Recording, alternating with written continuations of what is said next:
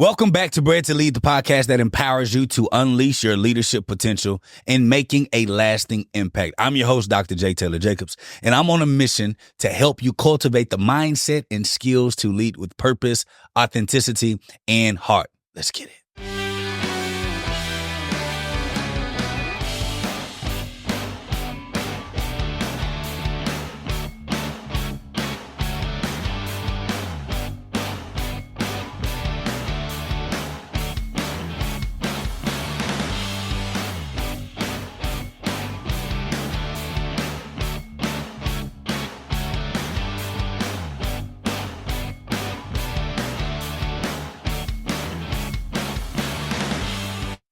Change agents. Listen. In our last episode, we explored the art and science of developing and empowering your team.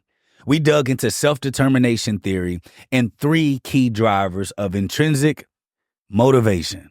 First one, autonomy. Second one, competence. And the third one, relatedness. And we looked at practical strategies for nurturing these needs in your day-to-day leadership so you can help your people grow, thrive, and reach their full potential. Today, we're building on that foundation and tackling another critical aspect of people-first leadership, setting clear, compelling goals and expectations. Woo! Because how can you hold someone accountable if you don't have anything to account to? This is the skill that allows you to align and inspire your team around a shared vision or success. It's what enables you to turn that vision into reality by translating it into concrete actions, milestones, and accountability. And it is what sets the stage for ongoing coaching, feedback, and development to help your people stretch and achieve their best. But here's the thing. Setting effective goals and expectations is harder than it looks. It's not just about declaring a lofty aspiration or demanding better results. It's about striking the right balance between ambition and achievability, between clarity and flexibility, between challenge and support.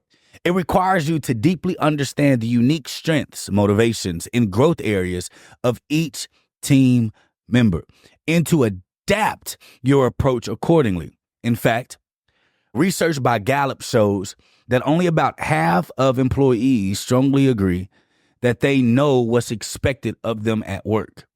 And even fewer, just 21%, strongly agree that their performance is managed in a way that motivates them to do outstanding work.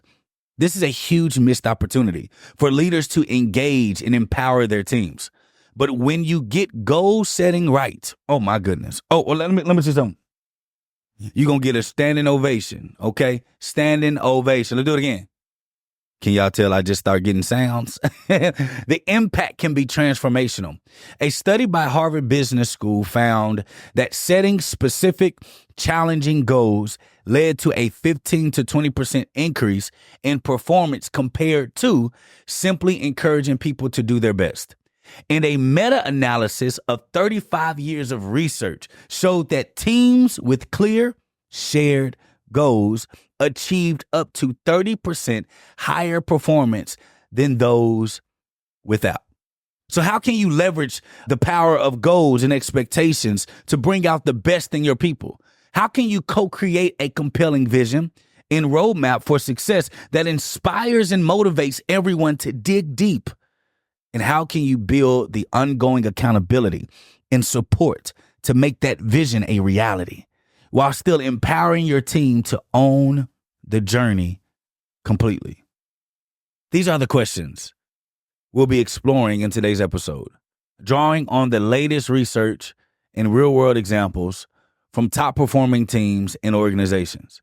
We'll look at the key components of effective goal setting, the common pitfalls and best practices, and the mindset shifts required to lead this process with intention and care. Because leadership is a delicate sport. Whether you're setting goals for the first time with a new team or looking to up-level your skills with an existing one, this episode is packed with actionable insights and tools to help you lead with greater clarity, clarity, confidence, and impact. So grab a notepad, grab a pen, get a bite to eat, get yourself together, and let's dive head first in. So the first key to setting powerful goals and expectations is to start with the end in mind.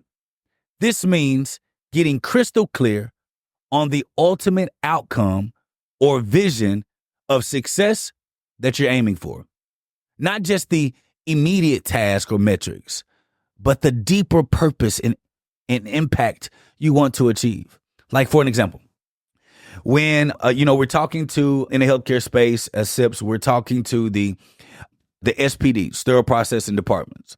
One of the biggest things we like to point out is, yes, your day-to-day is to make sure that the instruments are perfect and ready for the doctors to go and perform their surgery. Think about it. We're weapons masters, I like to call us. We're the blacksmiths. We're the people that make sure that the warriors that are upstairs fighting the war and saving lives have everything that they need. So if the goal is we just need to get all the cases done and we just need to make sure all the equipment's out the door and then we're good. No, the goal should be not only are we going to make sure that the instruments are good, we want to make sure that upstairs the doctors have a flawless experience. So if something goes awry on that table, they can call for the instrument that they need, and not only will the instrument be there, it will be clean and it will be ready for surgery. So not only do the goals have to get them excited to perform, but they have to also include a bigger, more audacious goal. Not just what's our turnaround time within our department. No, how can we ensure that the surgeries have no blowback when it comes to needing instruments from our department? That is flawless, always having everything and everything's on point. Those are the things that we have to worry about. Our framework that I love for this is called the Big, Hairy, Audacious Goal, or BAG. I tell people, get in your bag. Get in your bag. It's coined by Jim Collins and Jerry Porras in their classic book, Build to Last. And BAG is a long-term 10, 30-year goal. This is both ambitious and compelling, something that stretches your team beyond their current capabilities and inspires them to redefine what is possible.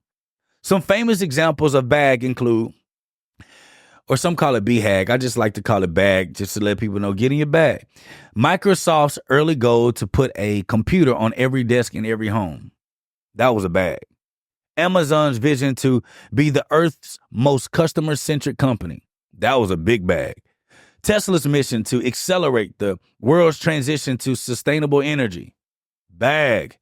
SpaceX's aim to enable human settlement on Mars. Now that's a bag. And notice how these big, hairy, audacious goals are not just financial targets or market position, but aspirational statements of purpose and impact. They paint a vivid picture of a future state that is both daunting and exciting, something that rallies the team around a shared sense of meaning and mission. So our bag here at SIPS is that every hospital facility uses our SIPS standards when it comes to leadership in sterile processing. Our big bag is to ensure that when people think about the standard of what it means to be ready to lead a department that is one of the important pieces to saving lives in the surgical room, that no one gets promoted unless they've been certified and trained through us. That's the bag. But of course, listen, your bag doesn't have to be quite as grandiose or world-changing as the examples that we used. I want for SIPS to be globally accepted as the standard for leadership in sterile processing. That's a big, grandiose bag. World-changing, that's a big, grandiose bag. And your bag doesn't have to be that big, but it should represent a significant leap beyond your current reality, something that makes you and your team a little nervous and a lot energized. It should answer the fundamental question of to what end? The higher order reason behind all of your day-to-day efforts and initiatives. To what end are we doing this? To what end are we doing this?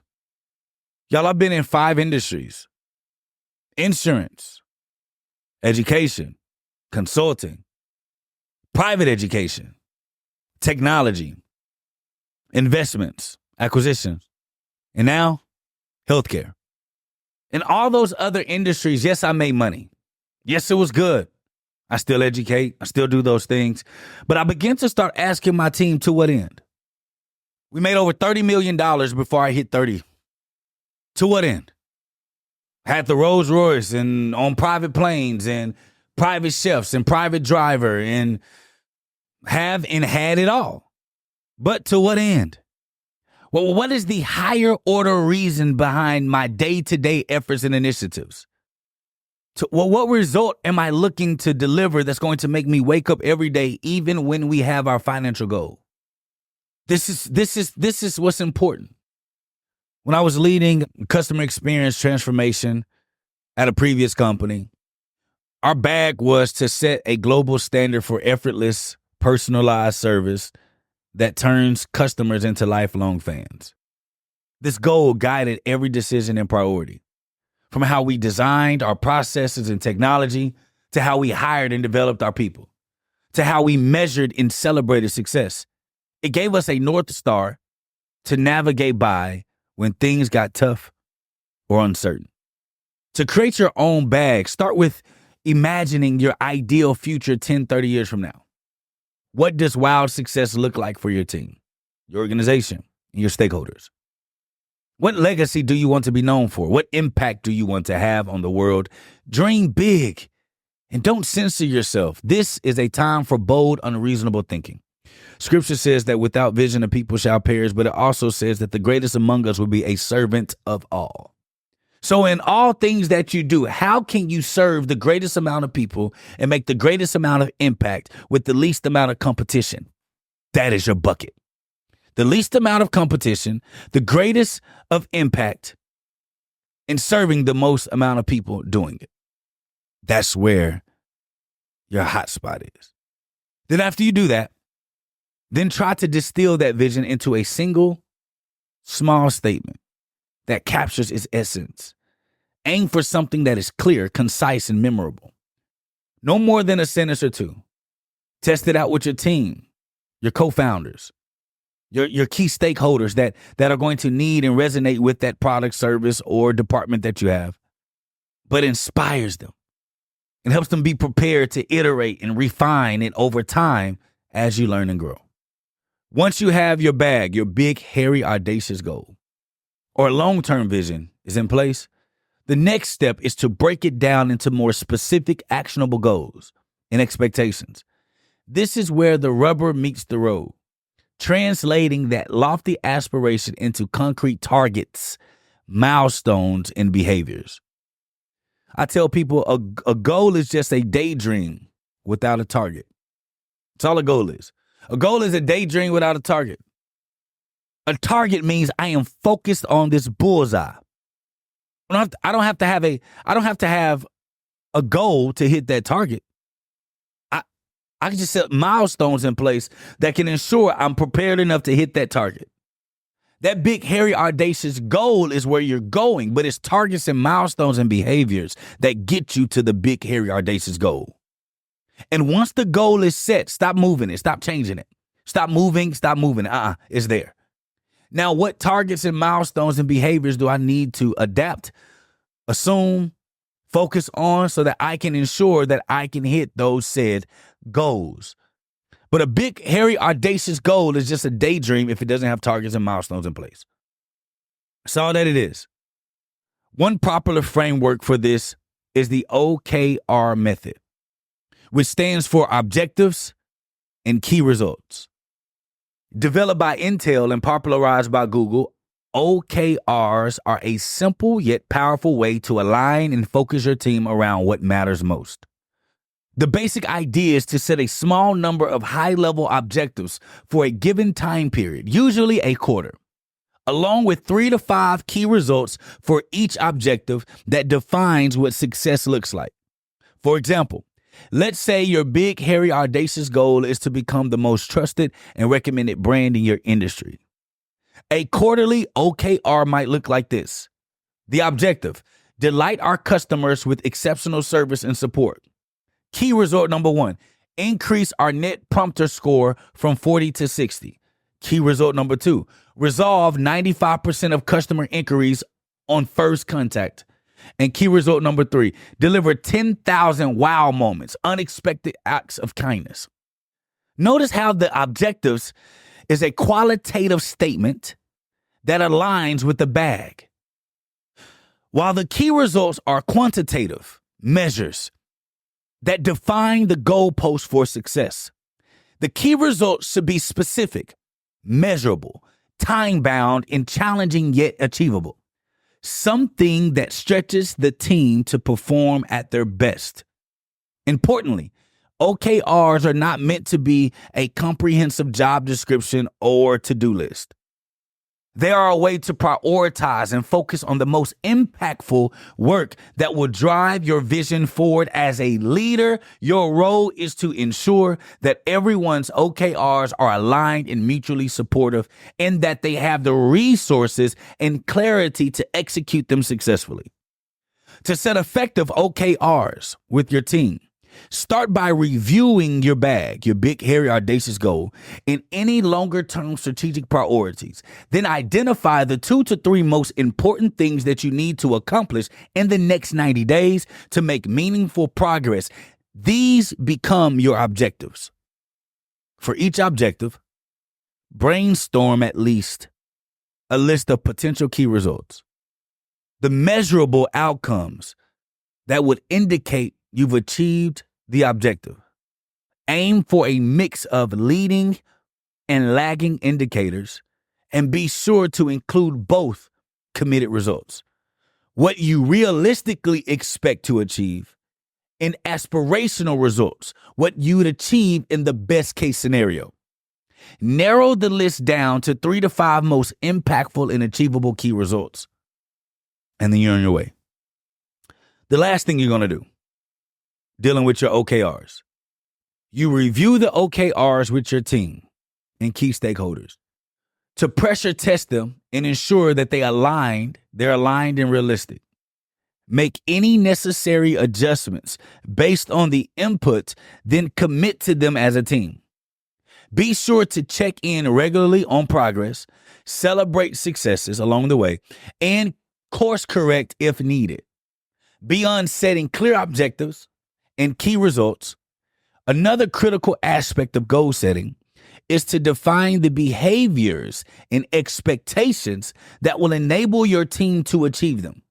This is where your leadership rubber meets the road, translating those performance targets into the day-to-day actions, mindsets, and interactions that create a culture of excellence. One tool I find helpful for this is the culture contact. The culture contact is a concept developed by Brent Gleason, Gleeson. He's a Navy SEAL turned leadership coach.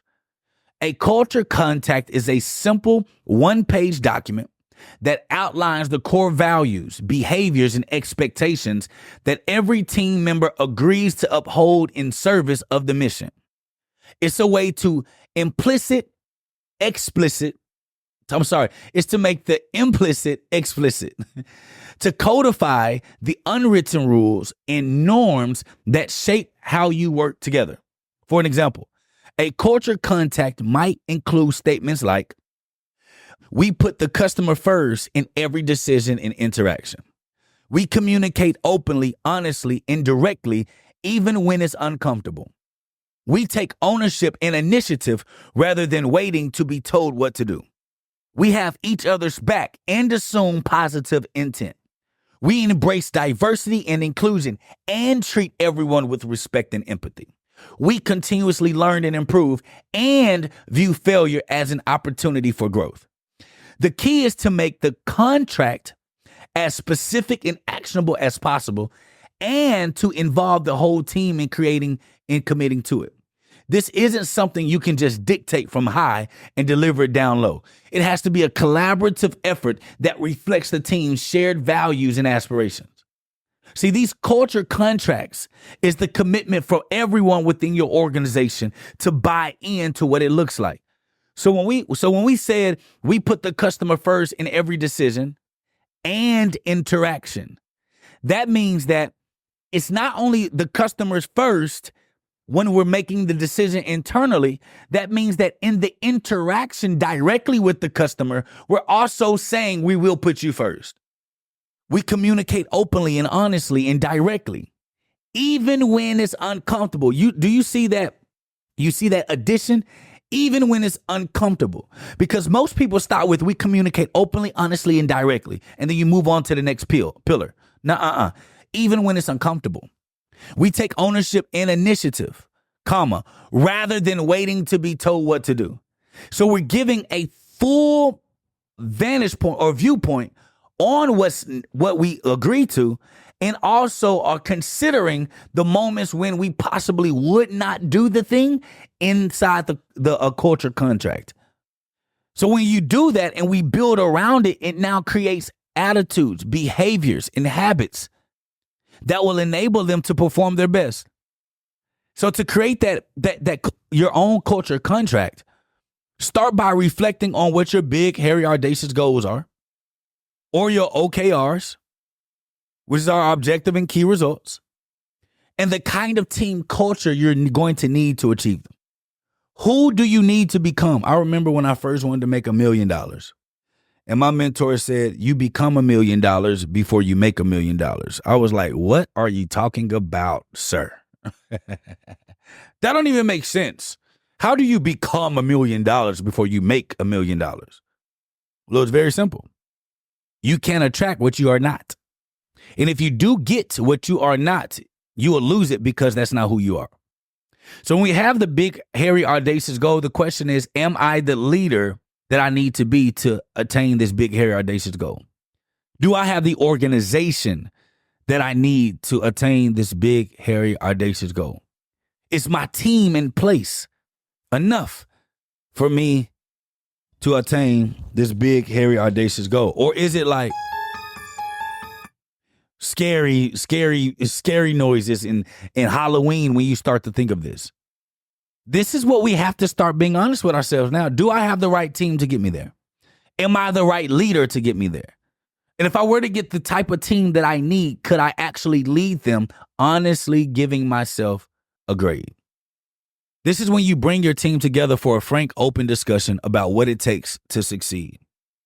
You want to ask questions like, what does great look like for our team? How will we know we're living up to our potential? What values and principles are most important to us? What do we stand for? What behaviors and actions will demonstrate those values in our day-to-day work? What kind of environment and interactions bring out the best in each of us? What commitments and expectations do we need from each other to thrive? As you discuss these questions, listen carefully for themes and patterns, and work together to distill them into a set of clear, concise statements. Aim for no more than 5 to 7 core elements in your contract. Any more than that will be hard to remember and live by. Once you have a draft contract, review it as a team. Make any necessary tweaks or additions, then have everyone sign it, literally or figuratively, to signify their commitment. Post it prominently in your workplace. Refer to it often in your meetings, in your one-on-ones. Revisit it regularly to ensure it's instilled in every single person that agreed. Importantly, a culture contract is not a one and done exercise. It's a living, breathing document that should evolve as your team and context do. Be prepared to update it, refine it over time based on new learnings, challenges, and opportunities. But never get away from it. By taking the time to define and align on a shared set of behaviors and expectations, you create a powerful foundation for your team to excel. You make it clear what great looks like in action, not just in theory, and you give everyone a common language and framework for holding themselves and each other accountable to your highest aspirations. Listen, of course, of course, setting goals, OKRs, and culture contracts is just the beginning. The real work is the ongoing coaching, feedback, and support you provide your team to make sure that they're living up to them. This is where your people-first leadership skills really come into play. Your ability to meet each person where they are, to understand their unique strengths and growth areas, and to tailor your approach accordingly. One framework I find helpful for this is the situational leadership model. This was developed by Paul Hersey and Ken Blanchard. The basic idea is that your leadership style should adapt based on the competence and commitment of the person you're leading on a given task or a goal. For example, if someone is new to a role or a skill and you feel unsure, you might need to provide more clear direction and hands-on support. The model is called S1 or directing style. We went over this before, y'all. But as they start to develop competence and confidence, you shift to more of an S2, coaching style. Y'all remember this? It's in one of our earlier episodes, offering guidance and feedback while also empowering them to take more ownership.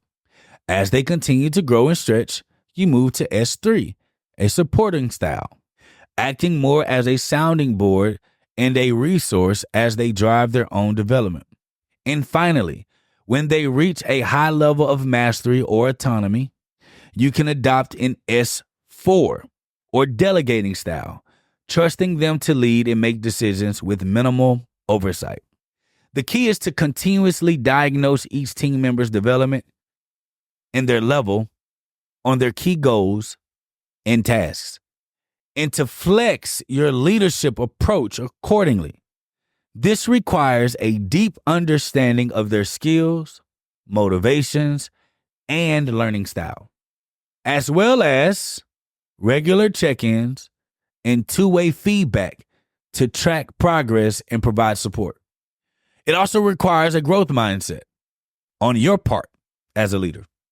You have to be willing to let go of control and allow your team to stumble, fall, and learn, rather than always jumping in with the answers. You have to embrace your own vulnerabilities and imperfection and model the kind of risk-taking and resilience you want to see in others. And you have to continuously invest in your own self-awareness and emotional intelligence to show up as the leader your people will need. You guys will always hear me bringing up this situational leadership. This model is gold. Paul and Ken did an amazing job by breaking up into 4 quadrants. That's exactly what it takes. Because at the end of the day, setting goals and expectations is not about imposing targets or demands on your team. It's about unleashing their full potential and creating the conditions for them to do their best work. It's about tapping into their intrinsic motivation and desire for growth and aligning it with a shared vision of success.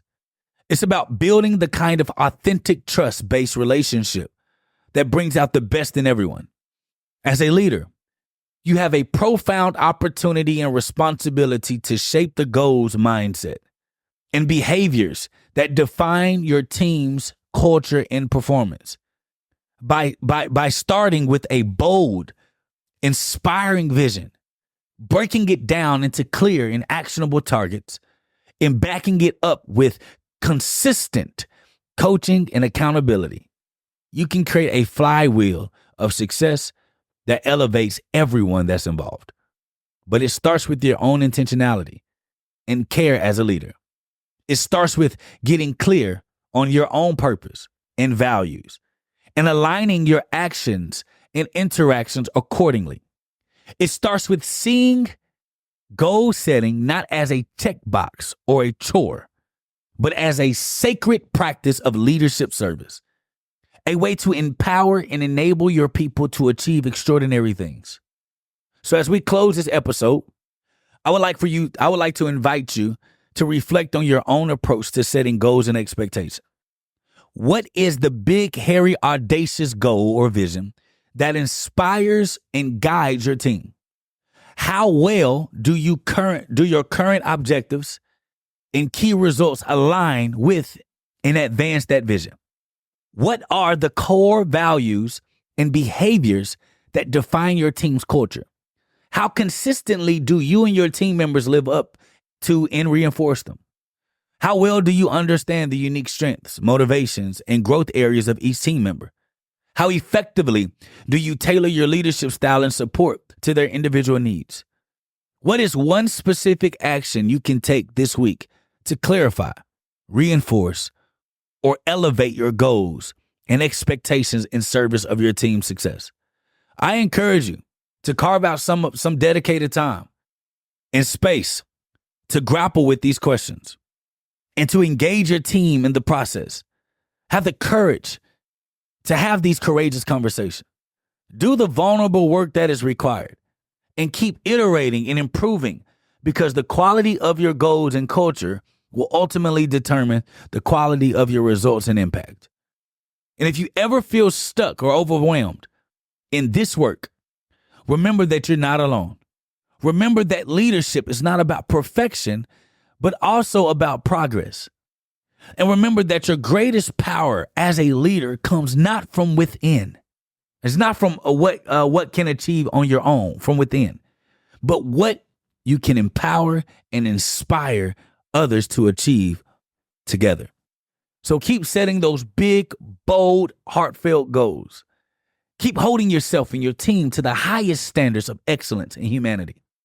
And keep believing in limitless potential of the people you have the privilege to lead. Because when you do, there's no limit to the impact you can have on your team, your organization, and the world at large. As always, thank you so much for being a part of this conversation in this community. You've changed agents in the Bred to Lead community are showing up and showing out. We consistently rank top 150 business podcasts in the United States.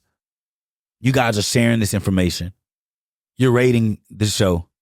You're sending it to your team. And I want to say thank you. Because if I can do anything, the one thing I care most about is becoming fishers of men. I want to pour into you to become the leader that God called you to be. But it takes for us to have some humility and to be authentically honest with ourselves. It's an honor to be on this leadership journey with you.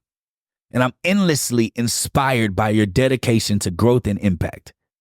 If this episode resonated with you, I'd love to hear your thoughts and experiences. Drop me a line on my website, bredtolead.com, or on social media, Jake Tayler Jacobs. Dr. Jake Tayler Jacobs. I'm on all platforms, but I'm mostly on LinkedIn. I interact mostly on LinkedIn. Dr. Jake Tayler Jacobs, JakeTayler Jacobs. And if you want to dive even deeper about the art and science of goal setting, be sure you go and get this book, my newest book, People First, Results Second. Go to www.bredtolead.com. Bred is BRED, like you're breeding something. Bredtolead.com. Go and get my newest book, People First, Results Second. This podcast was bred off of that book. It's an extended conversation from the actionable items that I give you in that book to become a people first leader. Until next time, keep leading with love and audacity. And remember, your goals are your dreams with a deadline. So dream big, plan well, and never, never stop chasing becoming a change agent. This is your host, Dr. Jake Tayler Jacobs. Peace!